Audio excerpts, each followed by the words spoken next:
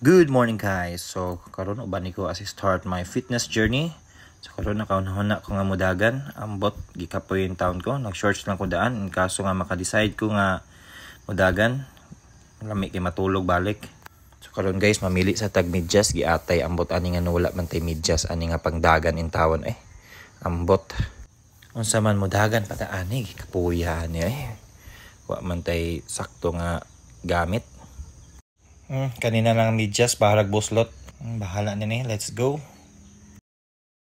So karon nga talk na guys, uban ko nga mag-prepare to run. So karon nga mag-medyas at aning buslot ito nga medyas nga pinalit nato sa Musliman. So wala man tayo laing gamit. So kaninang sa free check. Ka muna. So karon guys, uban ko nga ni ako sa silong sa balay. Nga magsapatos ani ato ang kinakusgan na sapatos Nike, boton sa nga Nike basta kay ako aning pantrabaho, pang basketball, pang dagan kay wala man tay kwarta pang palit guys. So kani lang sa agwanta lang sa tagamay basin day makapalit pohon na tungod aning vlog ba. So kani nga tak na guys, so mag-stretch ta sa ato muscles. Hoy Ginoo ko tambunin taw ng tiyan kadako.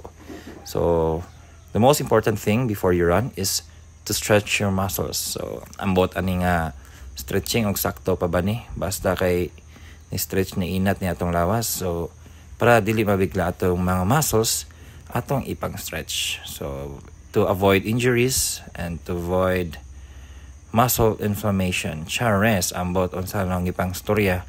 Basta kay mag-stretching na tadya guys before ta mudagan. So mo ato na ta guys, backline na tag sugod kay layo-layo pa ato ang daganon.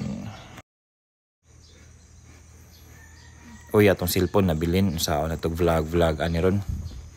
So before ta mo dagan no, ato sang tanaw-tanawon kay daghan ra ba kay iro kay basin malakag ta og mapaakan atong bagtak. So guys, niya day ta karon sa Camp Phillips Bukidnon. Grabe kalami jagingan diri nga lugar So mao dining dako nga pinya nga giingon nila nga naa diri sa Camp Phillips Bukidnon.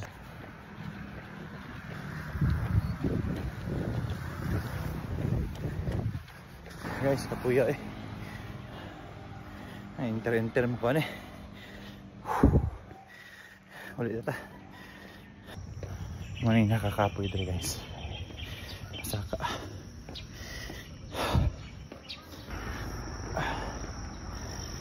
So, since last week, calorie deficit ko.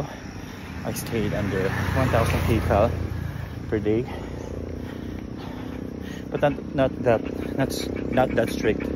Kasi cheat day gihapon ko sa food. I will get a favorable result in the next month.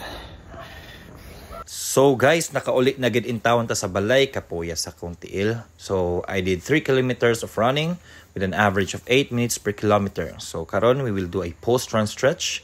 So magpapogi sa den kadyot, mga 5 seconds lang. Then maghubo sa ato ang sinina kay pakita sa ato ang dako nga lawas. Kadako pagtiyan ani nga tawo So magpataka ta pagtag stretch para simhot sa ilok kay baho kaayo. Magpatisoy sa ta sa kilid para ignon ta og lami kaayong ha tao. So that's it guys. Salamat sa pag-uban sa akong fitness journey in my day 1 of running. So see you soon sa our next vlog.